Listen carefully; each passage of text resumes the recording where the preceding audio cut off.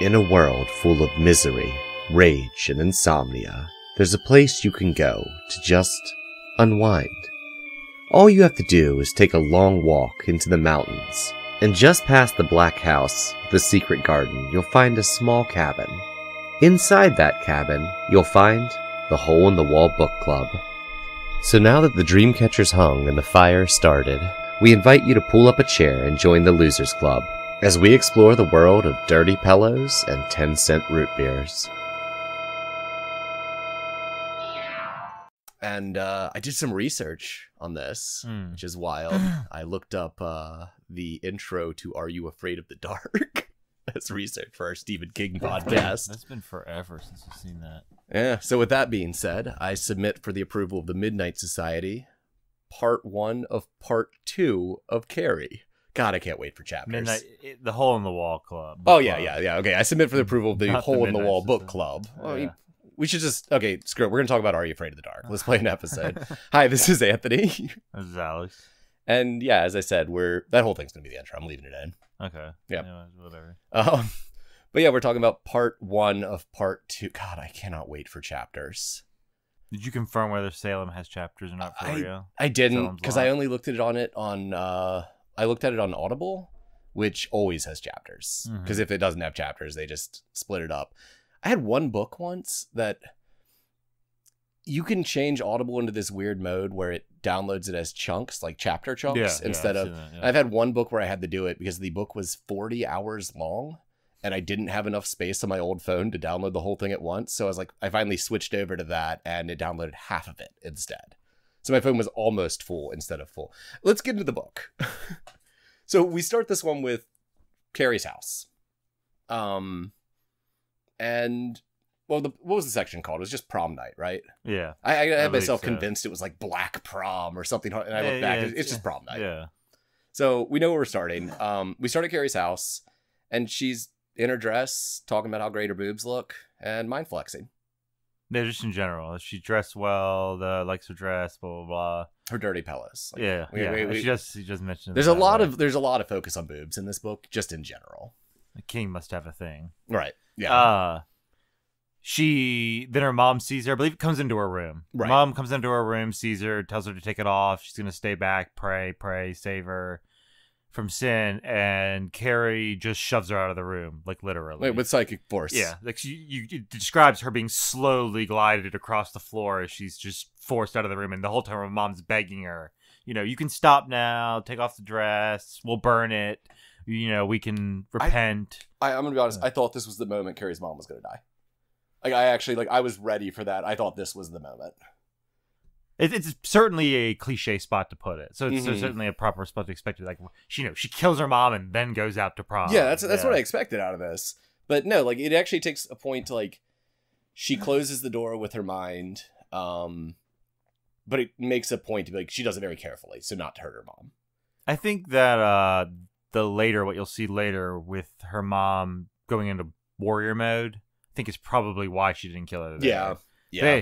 The book very much seems to suggest that they need to fight each other, it's not just going to be an accidental, oops, I killed my mom. It's got to be, they go at each other to kill each other. Oh, yeah. Yeah, there's some implication in here, like, in one of the excerpts, because once again, we have excerpts. Though, in this chunk, the excerpts mainly went back to the, like, short paragraph that ends mid-sentence, ... right into the action. Which has me worried if the second half of this part will feel like the second half of the first part and be inundated with excerpts. I kind of think so. Because it is mirroring. Part 2 is mirroring format-wise so far. Part 1, just the second half of the story. One of our last excerpts in this was from a whole new thing.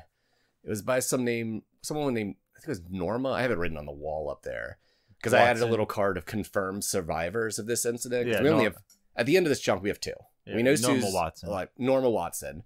Because I think the excerpt from the book she wrote is "We Survived the Black Prom." Yeah, something like that. And there's that excerpt's a bit long, and it's fairly near the end of this part. But I guess getting back into what happens, basically from there, she pushes her mom out, and we hear her mom praying in the little homemade chapel. I think we get a cut in from "The Shadows Exploded," which I thought was going to be a lot more than it was. Isn't it basically just going? Isn't that the part where he kind of boils it down to actually wanting to do the family bio because it would let him get in on finding out whether or not her mom. At one point, I can't remember which Shadows Exploded it is. He makes the point that he wants to study the family line. That there's a legitimate reason to study the family line, and that he'd piggyback off of that, following the TK Power thing. I think this was a later one. This one, if I remember right, boiled down to like we've talked about a lot of stuff, but we haven't talked about Carrie. So let's talk about Carrie, and then cuts back into Carrie. Like I don't remember much happening here, but yeah, if we want to talk about that, Shadows Exploded, it happened somewhere in here, and it really wasn't an important spot. And there's some point in his thing where it may have just been accidental choice of words. But it kind of seemed like he suggested there's a chance it's not genetic.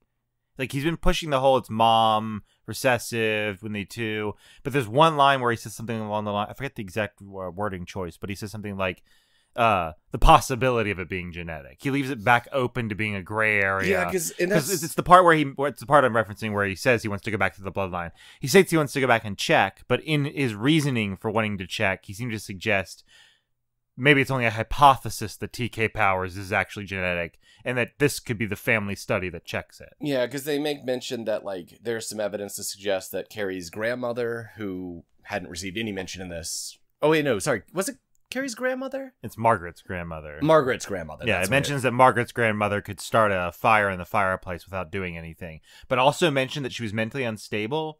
And I'm noticing that seems to be I had mentioned this to you before the cast that. It's like the book's trying to confuse you on how to think about Carrie, because its launches with her being humiliated, and then you're told the story of her humiliation, and so you're just kind of thinking by now revenge, right? But the real tone of this entire book is actually feels like the mental instability of everyone in the book, right? Like, I think your fondness for Tommy is actually not just the fact that he's a nice guy. Sorry. You can do the prefix if you want. Local heartthrob, Tommy Ross, R.I.P. Which we'll get to. I'm terrified. We knew he was going to die, but we also get to how. Seeing it was different. Yeah. But besides him, which I think sticks out so much, because he's not just that he seems good, but he also sticks out because he's the only character who doesn't seem to be in some headspace where they're warring with themselves in a very unstable way, and that seems to be the actual theme. The book's starting to feel like. And the reason why I bring this up is because in the description of Margaret's grandmother, it says, has powers and unstable. TK powers seem to go hand in hand with instability. Because as I had mentioned, by this point in the book, I no longer feel like the blame is just on school being miserable or being bullied by the people. As awful as Chris is, as awful as her boyfriend Billy is, and the whole group of terrible things they've done. When you really think about it, over the fact that she's about ready to graduate. So this is not over like 5 years of schooling. The humiliation list is over 12 years. Right. And while still not good and some of it pretty awful, when you spread it out that much, it kind of just seems like the person you pick on, but wouldn't generate this level of catastrophic, just like, oh my, I'm going to kill them, basically. Mm-hmm. But her mom feels like the real cause. Oh, yeah. Which I think brings it further back to this mental state. Carrie the book is overall starting to just feel like a mental state book. Right. Like when I said the narrator used horrible language when she was being humiliated, and then when it's supposed to be pleasant, the narrator describes Carrie as beautiful. It feels like the whole book is actually read to mess with you, the reader. Yeah. You're on some weird mental trip, and Carrie is actually just... And that goes hand in hand with the TK powers. It doesn't look like you have TK powers and are stable. Yeah, now, we've read very little. We're only in Carrie. We still have Firestarter. Which is another one I read. I've never seen the movie on Firestarter. Actually, that's not true. I saw that movie. I may have never read that book.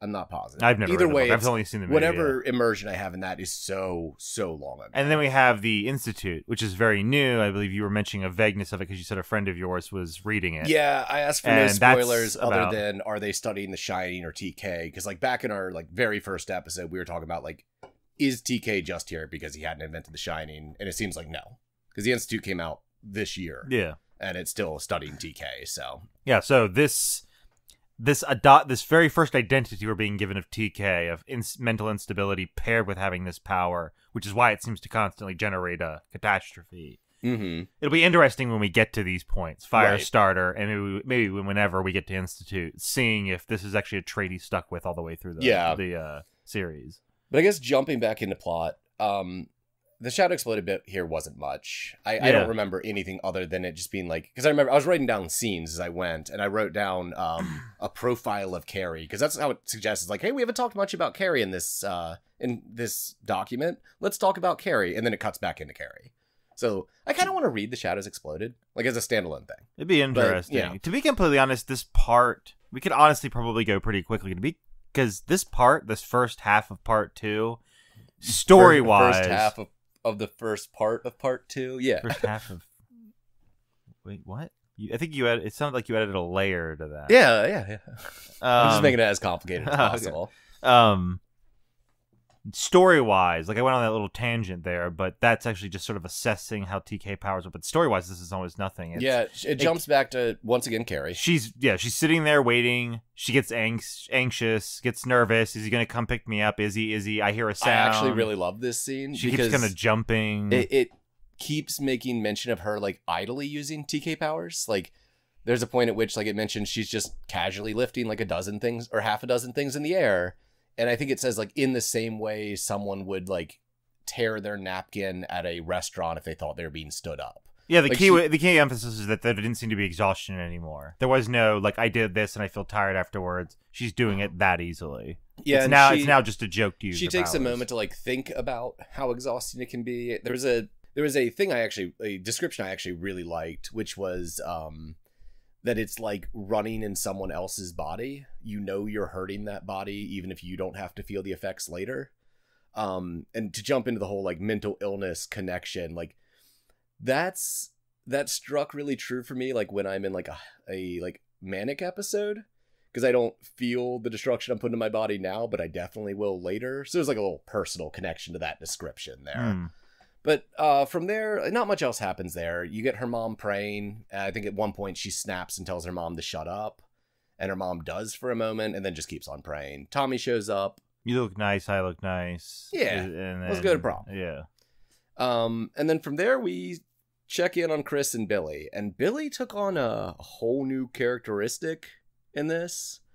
Because the first thing I remember about this scene was Chris thinking, like, oh yeah, I slept with Billy after he got the blood for me. I didn't want to. I wasn't going to sleep with him until he actually did something, but I was pretty sure he was going to rape me. I was like, oh, okay. We went from Billy's, like, only characterization being, I would do murder for her. I love that phrase. I would do murder for her. To, yeah, but also, it seems like it's because she's fucking him. Slash that he's, he likes the reason, whatever that reason in the moment is, to do what he wants to do. Like, that whole I would do murder for her feels more like I would do murder, I need a purpose, I would let her be that purpose now. Because his description of her in this chunk, as it's leading up to them, they set up the buckets and all this kind of stuff. There actually is a disturbing amount of time in the story, like 2 pages dedicated to describing him getting up into the rafters and doing it. Section was that really honestly long. Felt weirdly unnecessary, because it wasn't like punctuated throughout that was clever thoughts. It was literally, I'm going to go into detail about what it's like to climb out on a beam, to put these buckets here, to move the rope here, to put this pulley here, and then to get down. Yeah, but it's going to get 2 pages of it. Yeah, it was wild.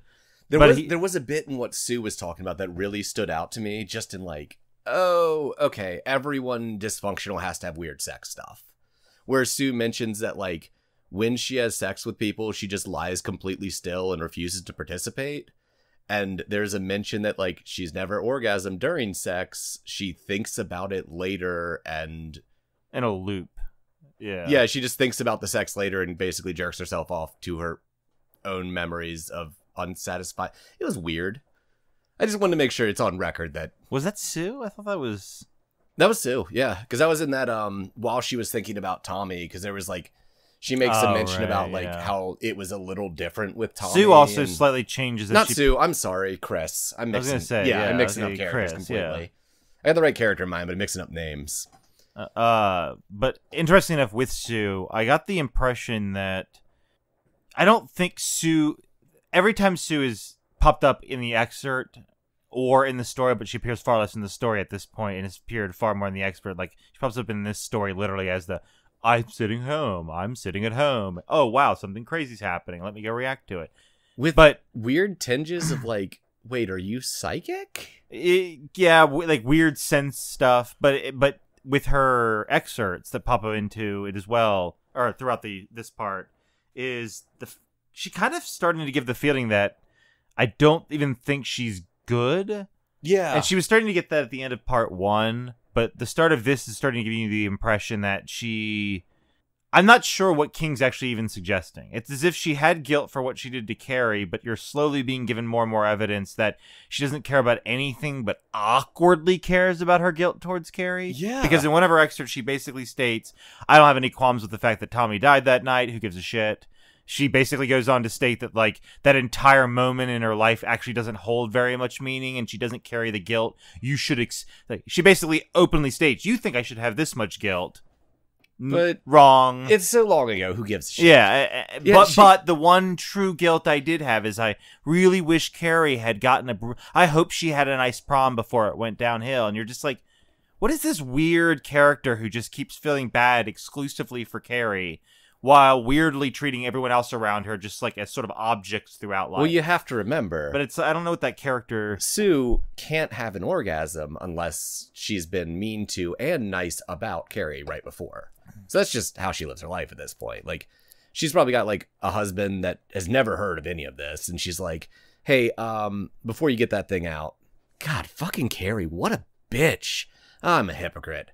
Cool. I am revving, ready to go. It's Niagara Falls down here.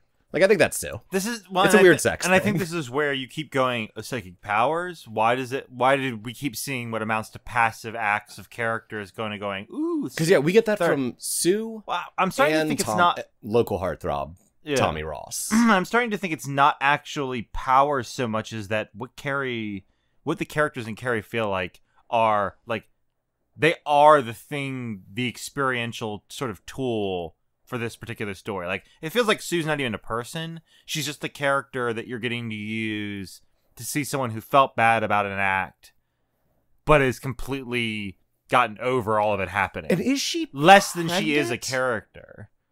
When she says that she... We're getting ahead of ourselves. Let's get to that in a sec. But there's not much before there. But basically, we get a scene with Tommy, local heartthrob, Tommy Ross, and Carrie getting to the school for prom. Yeah. And they run into a couple people who I don't remember if they've been in the book before, but they're just background kids who are really nice to Carrie and comment how pretty she is. And the prom's actually surprisingly clean and generic. Yeah, and everyone's nice to her. Yeah, it's not like she goes in there and anything bad happens. It is as clean as you could imagine. Hey, you want to sit here? Hey, they make a big thing about how everyone loves her dress and she admits she made it. And their mind's And people blown. think it's super cool that she made it. Everyone's mind blown that she made it. It's actually pretty much exactly what her dream prom. I think like when they get to prom, in the corner we see that minor character Beak. And I believe Stephen King is there slapping Beak on the face for being ugly. I think that happened. Yeah. No, I don't think we ever get mentioned to that kid again. I don't think so. I think he was invented just so we could know how big his nose was, which gets me. But then we get another cut to... There's a couple cuts to, like, the Susan's autobiography in here. Well, it's after that you then see them going up in the rafter and doing the buckets, because it's actually a time jump. Right. They jump back. They get there... he double makes sure that Chris wants to do it because he's emphasizing that Chris needs to understand the repercussions. You can go to jail. Yeah, I think at some point in here, he's like, this isn't a misdemeanor. This is felony assault. Yeah, gets up there, absurdly long description of how to set it up. And then I believe it almost like weirdly jumps to not that much later to when they get to it at the prom time. Yeah, because when they first get to the school, like they're not actually in the prom itself. They're talking to people right outside. Yeah. And then... we get the Billy section. There's a cut to Sue. I don't remember exactly what happened there, but honestly, it wasn't that important. She sits at home and like ponder stuff, and that's where I think you got that kind of could she sense things, because she's making like a lot of weird premonitions. Yeah, there's this like, weird hoping bit that stuff happens goes well, and there's this weird bit that happens in one of the cuts where someone said, and I read this chunk like 3 times trying to actually figure out what was happening, but like someone, and it think it was her internal voice, was like, you're late, and like implies she's pregnant. And I'm like, what? Where did this come from? Like, Oh yeah, it makes the point that she is insanely as regular as the almanac, I believe. Yeah, is their term. but and then it comes out of nowhere. And I don't mean like we weren't expecting it. It wasn't hinted at in the story. I mean, in the scene, she's just sitting there being like, man, I really wish I was at the prom with local heartthrob Tommy Ross, but I'm glad he's there with Carrie. You know what? I shouldn't examine that too closely in case I find something other than pure goodwill in my intentions. I'm late. Am I pregnant? Like, where did that come from? Like, it feels like it's nothing more than a reattaching Tommy to her, and then a kid lets Tommy carry on as a... Yeah, there's a moment that really got me where, like, she mentions that her parents never brought it up. Like, and this is all seen through her eyes, so she thinks that her parents aren't talking about prom because they're proud of what she did. And my personal theory is her mom was just like, oh, I'm sorry, you're not going to prom? What's going on? Well, that makes sense. Local heartthrob Tommy Ross was always way too good for you. Frankly, he's way too good for anyone in this town or in the Stephen King cinematic universe as a whole. So that is, I think, the important thing that happens there is we learn that her mom, in my mind at least, her mom knows that she's not good enough for local heartthrob Tommy Ross. It's actually funny how much you've skewed the quantity of, I think, how he's even in this book. Oh, yeah, but he's... Yeah, like, Tommy's I'm trying to focus on all the good bits of this book, which is only Tommy. That's true. It is. He is pretty much the... Because we cut to Sue a couple times, and also throughout here, and I don't remember exactly where they happened, but we cut to Mama a couple times. I believe those are more towards as we get to, like, the crap actually like happening. After she gets to prom, I think. Yeah, because she gets to prom, all the good shit happens. We talk about they set up the buckets, they're kind of talking about it, but then they're outside, and then they get into a serious talk. Actually describes how Billy kind of roughs her up to make sure she understands the severity of this. And then they're standing outside waiting. Billy's doing a standard fondling her while they're standing there waiting. And Chris decides that she's going to give him lover's balls tonight. Yeah. Which is a term I had not heard. And they're going to wait for the cue of the proper song played once the king and queen have been picked to know to pull the rope. Did we have a school song? I don't know. Is that the thing that even exists anymore? I'm not sure. Maybe. I feel cheated. I don't know. But they wait for that. That's their cue thing. We then get to right before the shit goes down. We then see Mama back at home. She's basically preparing for war. That's how it even seems to describe it. She goes into the kitchen, gets a knife, states that remember when Abraham had to take up Isaac to the mountaintop. Musingly, utterly missing the point, but hilariously stating that maybe you need to sacrifice your kid, especially since she has the touch of the devil. This is actually where she states touch of the devil, just like my grandma who could do all the fire stuff. And I think in this scene is also where we get like proof from Mama herself being like, I wanted to kill her when she was 3, but she made it rain giant stones, so I didn't. No, she says her husband stopped her. It actually says Ryan stopped her.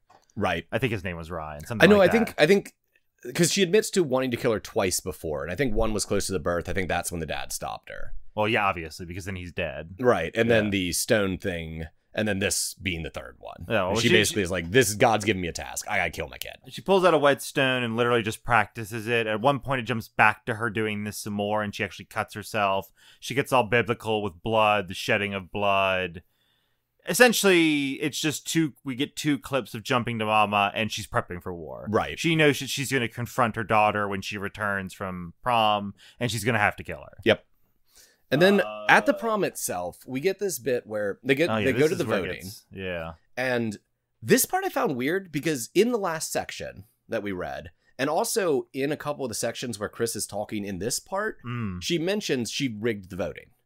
She actually makes the comment, there's no way it'll be close. Right. But they do the voting and it's a tie. Yeah. It's a tie between, local heartthrob Tommy Ross and Carrie and some other people we don't need to know the names of. And there's actually kind of a cool bit there where I'd like to gush about local heartthrob Tommy Ross again. Because when they see their own names on there, he makes mention like, yeah, they had me on there and the date gets dragged along. You know what? Let's vote for us because it'll be cool and you don't actually have to do anything. And we know he doesn't give a shit about high school. He's doing this for Carrie. Like, he sees an opportunity to be like, let's give Carrie a night she will not forget. Yeah. And as terrible as that ends up, his heart was in the right place. But they vote. He kind of thinks about how beautiful. There's a weird moment in the Sue cutback where she's like, what if Tommy falls in love with Carrie? That'd be weird. Kind of good. Let's cut out. It was a weird little moment. I just wanted to toss in there. And they do the voting. It ties. So they Isn't that what precedes the I might be late thing? Yeah, it is. Because that's what makes her go, oh, okay, actually, it would be weird if she liked Carrie because I might be pregnant. Right. So they hand out slips of paper to do the voting again. I think we get a quick cutaway to Chris and Billy being like, well, they played the march. Why aren't they playing the school song? Ooh, what should we do? And then it cuts back in. And Tommy gets a little psychic. Like, he starts, like, hearing Carrie's name over and over. And, like, I'm starting to wonder if TK powers trigger psychosis in other people. Or not psychosis, like, it's psychic powers in other people. Like, I'm wondering if, like, we're seeing Sue with premonitions. We're seeing all these people with premonitions. Or my initial theory was pretty on point, which is that Tommy and possibly other people, due to the particular stress of the environment, you're seeing the first instances of The Shining. That's true. Because I mentioned that. I said the one cool thing Tommy could do before he left, because TK, and I believe fairly early on that TK and Shining were two different things, would be to do something you could even faintly attribute to The Shining. Right. And so maybe he was kind of, because it was not literally, I'm being abused by the situation wasn't so bad that Shining kicked into full gear, but maybe he was getting a glimpse. Like, maybe. Carrie. Okay, something's going to happen with Carrie. Something like, because he mentions also seeming odd, like something was going to possibly happen. Because there's a moment in here where I think the two, like, key moments, like, they hand out the paper ballots and they have everyone voting between just those two couples. And there was a moment where it was when he was like, let's go for it. Because Carrie asked, hey, who should we vote for? These are your people, not me. And she has a moment where she's like, I don't really have people. No one likes me.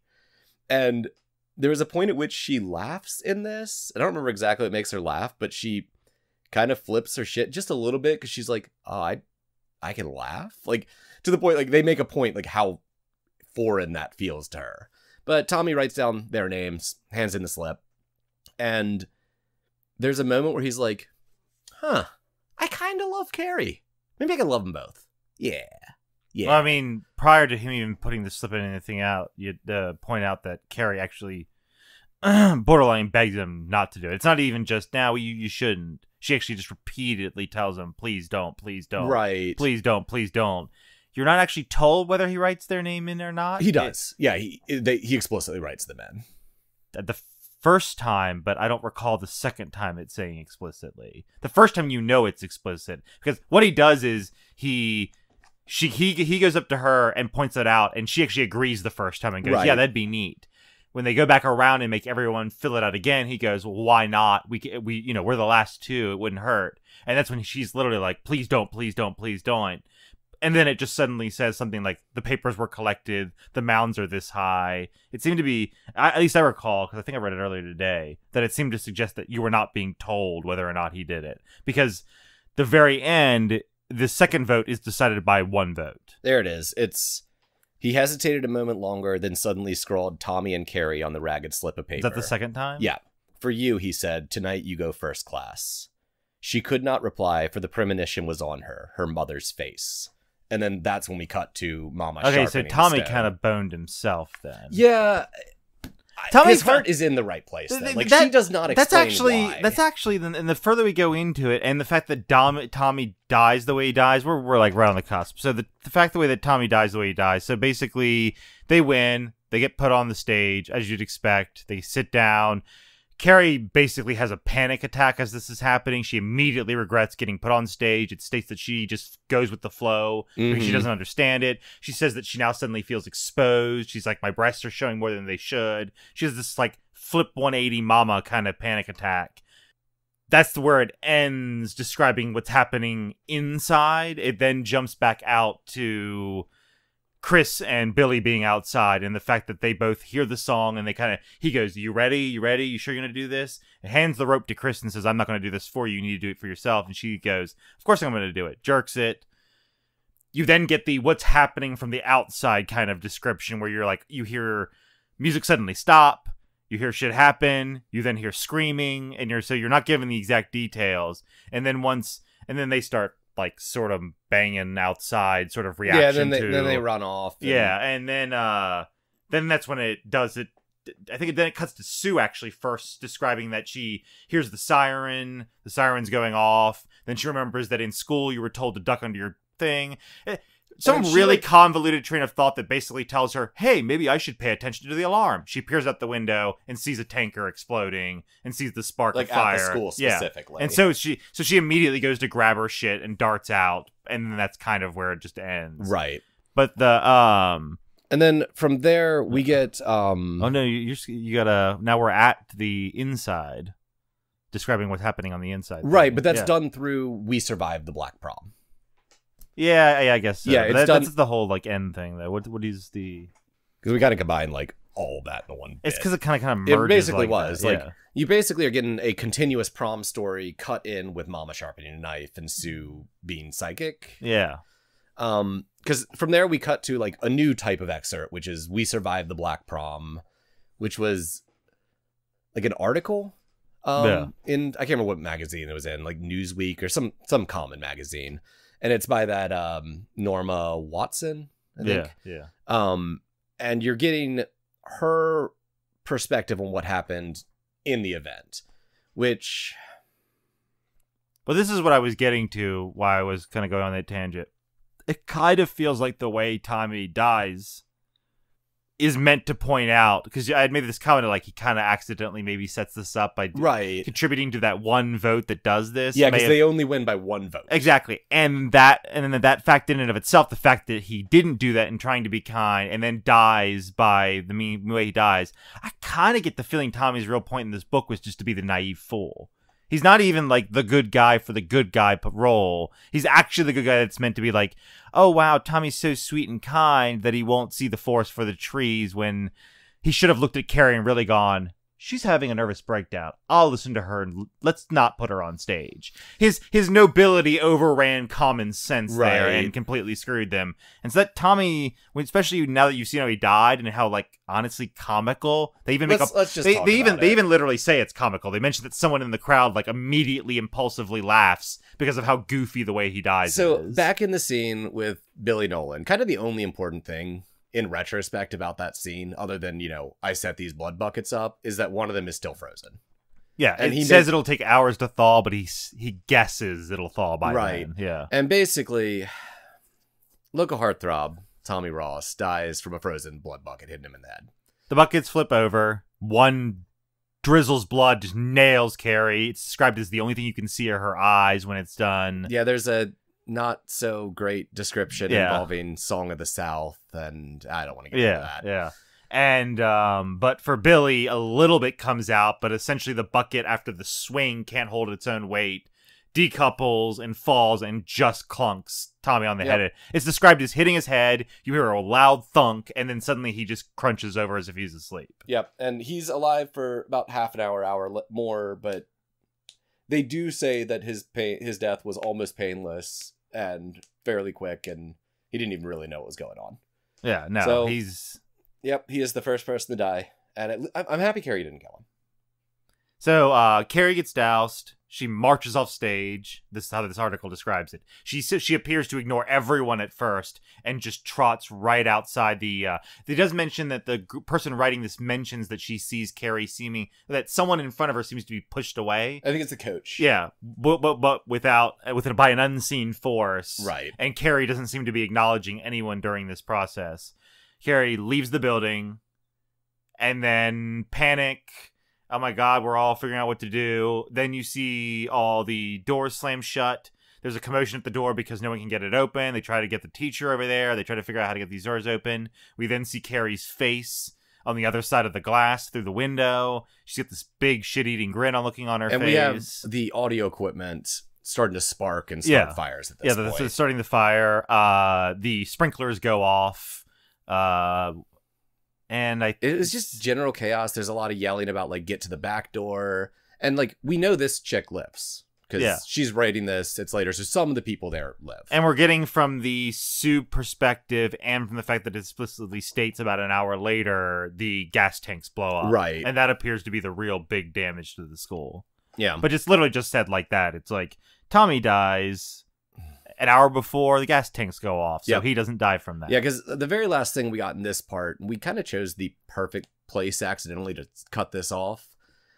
Is we get the whole thing from Tommy's perspective, which was just kind of sad, because there's a moment where he hears the noise of the milk buckets hitting the ground, and there's a moment where he actually thinks, oh, it's the milk buckets, and it takes a moment to think, like, go back through his childhood and that being a common sound, and then he just doesn't know what the hell is going on because he's knocked out.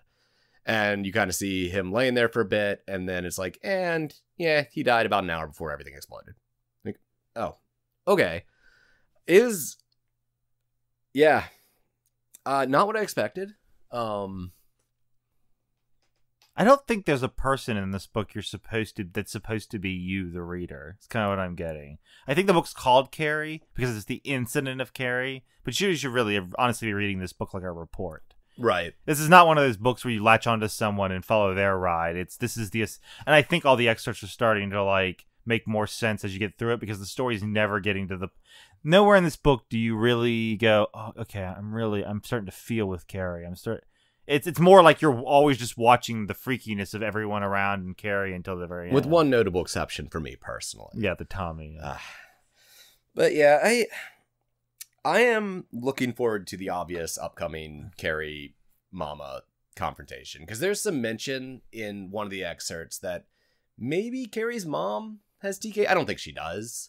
But my ideal would be just a full-on psychic duel. It's not going to happen, but that is what I would like to see coming out of this. Just she goes home and Mama's got that sharpened knife, and then like the door opens fully, and we see like 100 knives floating in the air behind Mama as well, and we just get a cool. If they go at it's it, not happening. If they go at it, if this like, was the anime, if they go at it like that though, then you'd almost have to be like, this is a microcosm instance of what ends up becoming the Stand or something. Right. Yeah, we get our big old final fight in a cornfield. I think in this case, both of them get rubber bullets shot up their butt.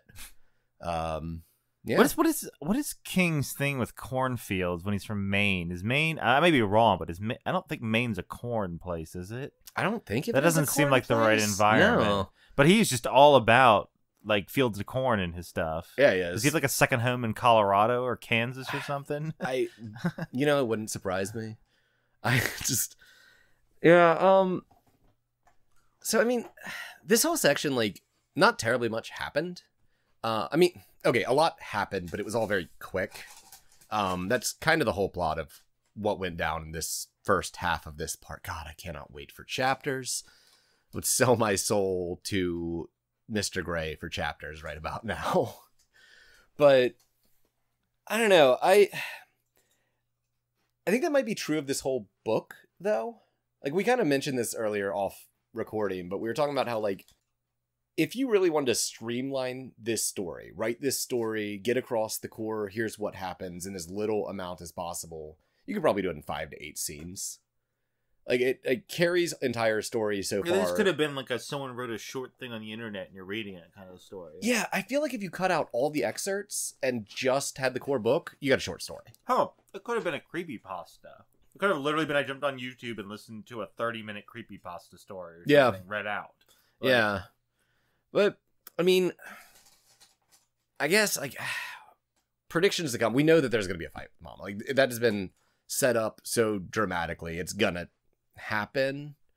I was a bit confused until I remembered the whole Susan excerpt with the gas tanks exploding. Because I was like, wait, does Carrie leave, fight her mom, and then come back? But I think she might be done at the school. I think she's blocked him in. She might do a little bit more before she actually goes, because like I think where we left, she's just looking in the door. But I think we've got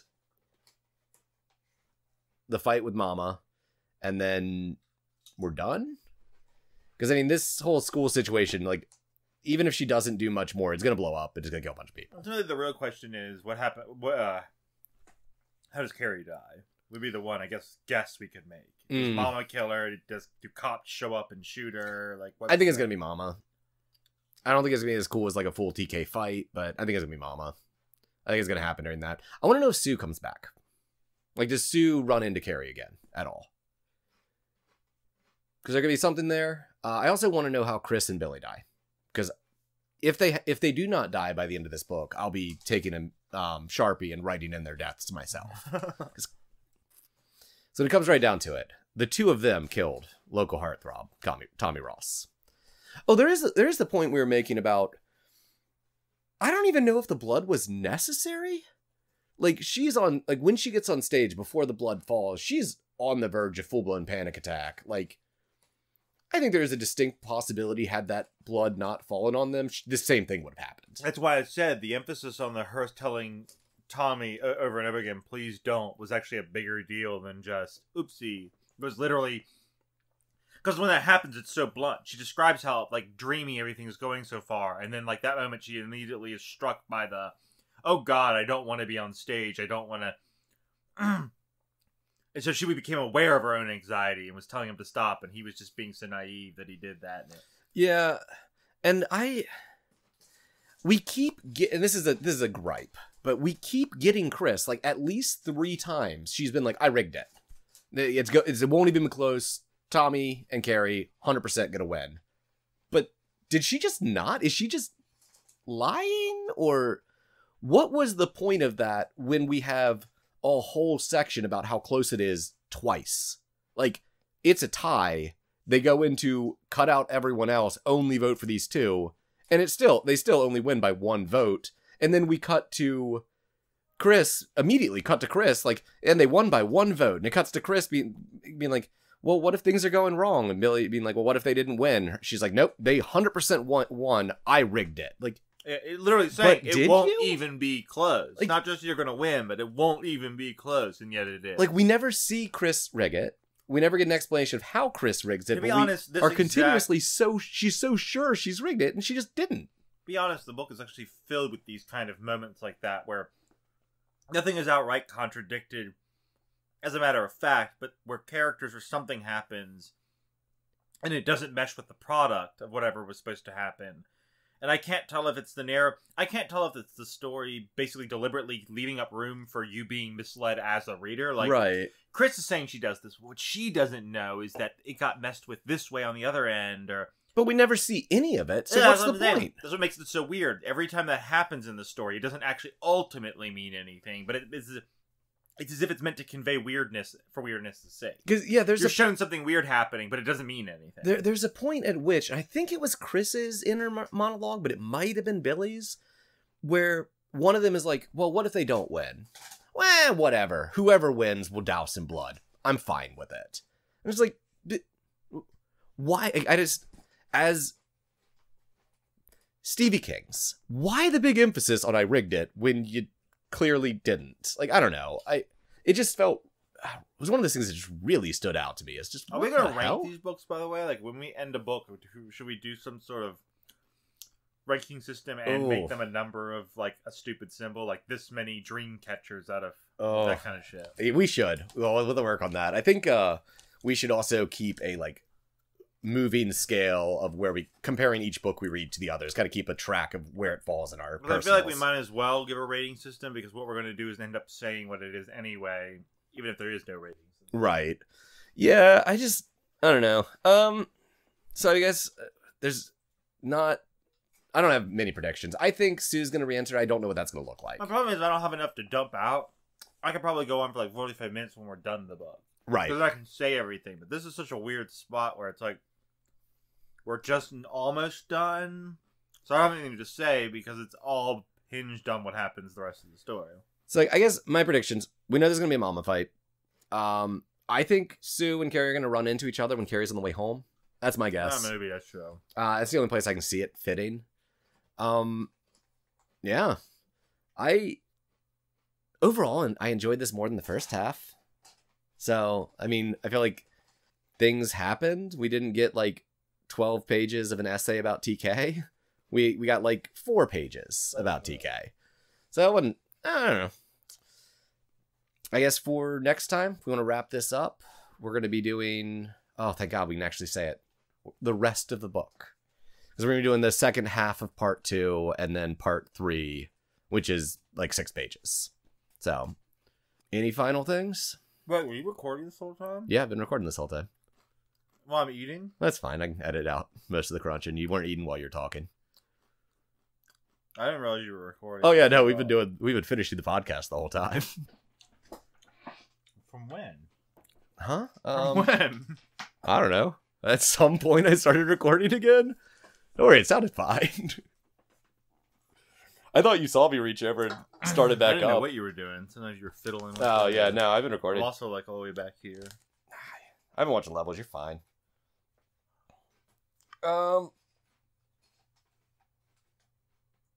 This part I'll edit out.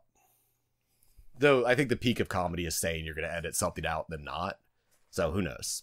I'm going to have to edit that out though, because I said it was the peak of comedy, so I showed my hand.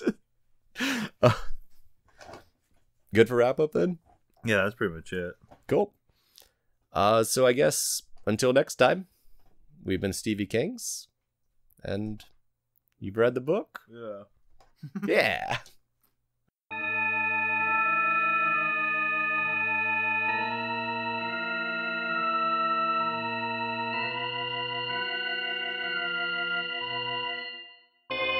Hole in the Wall Book Club is a part of the icynewyear Productions Network, and produced and edited by Anthony Sheets. The music in this episode is Supernatural Radio by Kevin MacLeod. There'll be a link to his license and website in the show notes. If you want to get a hold of us, tweet us at icynewyear, or send an email to icynewyear@gmail.com. If you enjoyed this episode, please take a moment to tell a friend, or leave us a review on your podcatcher of choice. Word of mouth and 5-star reviews really help us get out in front of more people, and let us expand and do more things. More information on the show can be found on icynewyear.com. Thanks again for listening, and we'll see you next time.